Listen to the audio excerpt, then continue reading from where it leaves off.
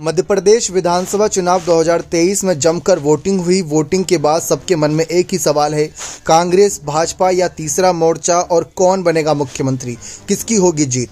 करीब 71% से ज़्यादा इस बार मतदान हुआ। पिछले कई रिकॉर्ड को तोड़ा गया। मतदाताओं ने जमकर यहाँ पर जिस तरीके से आगे आकर वोट दिया और उन्होंने दिखाया कि बदलाव की एक लहर चल रही है। लेकिन बदलाव क्या होगा? क्या बदलाव वो होगा जो 2018 में सरकार चुनी गई थी, या बदलाव वो होगा जो बगावत के जरिए 2020 में सरकार आई थी?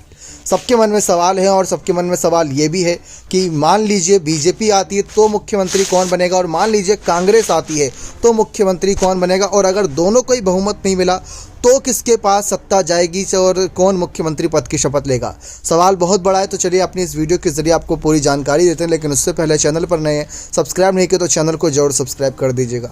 दरअसल मध्य प्रदेश विधानसभा चुनाव में कांग्रेस और बीजेपी दोनों ही बिना मुख्यमंत्री चेहरे के उतरी थी मैदान में।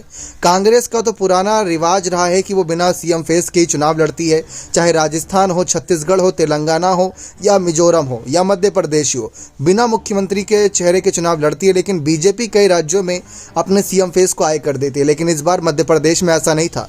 और सबसे ज़्यादा चौंकाने वाली बात यह थी कि उनके पोस्टर बॉय शिवराज सिंह चौहान इस बार पोस्टर से गायब थे।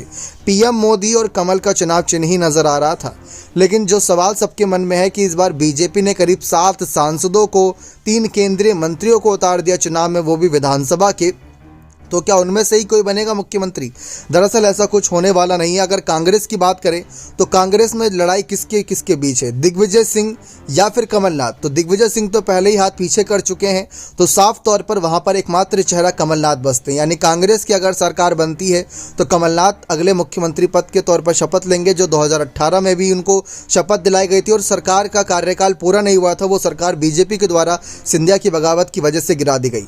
अब बीजेपी की ओर गौर करें तो बीजेपी में शिवराज सिंह चौहान, प्रहलाद पटेल, नरेंद्र सिंह तोमर, ज्योतिरादित्य सिंधिया, ऐसे कई बड़े बड़े नाम हैं। लेकिन इसमें सबसे ज़्यादा चर्चाओं में नाम शिवराज सिंह चौहान का ही है, क्योंकि अगर प्रहलाद पटेल या नरेंद्र सिंह तोमर की बात कर ले या नरोत्तम मिश्रा की बात कर ले तो ये वही नेता है जो आज से कुछ 5-6 महीने बाद होने वाले लोकसभा चुनाव में भी अहम भूमिका निभाएंगे। हो सकता है कि विधानसभा सीटों से इस्तीफा देकर लोकसभा चुनाव में सांसद पद के लिए दोबारा चुनावी मैदान में उतरे और वहां पर मोदी कैबिनेट के लिए आगे जाते नजर आए। तो उन पर दाव लगाने से पहले शिवराज सिंह चौहान के बारे में सोचा जा सकता है, क्योंकि शिवराज सिंह चौहान की चर्चा चल रही है।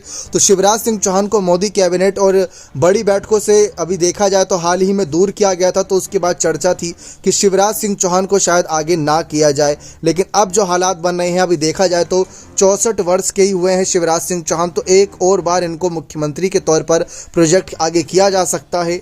लेकिन जैसा ही कहा जाता है कि बार बार सीएम चेहरा रिपीट करने से एंटी इनकम्बेंसी हो जाती है, तो उसको भी ध्यान में रखा जाएगा। बाकी नरेंद्र सिंह तोमर, प्रहलाद पटेल नाम चर्चाओं में है और ज्योतिरादित्य सिंधिया अपने नाम का इनकार कर चुके हैं। तो सारी लड़ाई है जो वो बीजेपी में है, क्योंकि बीजेपी में एक नहीं बल्कि 6-7 दावेदार हैं और कांग्रेस में तो सिर्फ कमलनाथ ही नजर आ रहे हैं और उनके दम से इस बार प्रचार प्रसार हुआ, उन्हीं को ही आगे रखा गया था पोस्टरों में।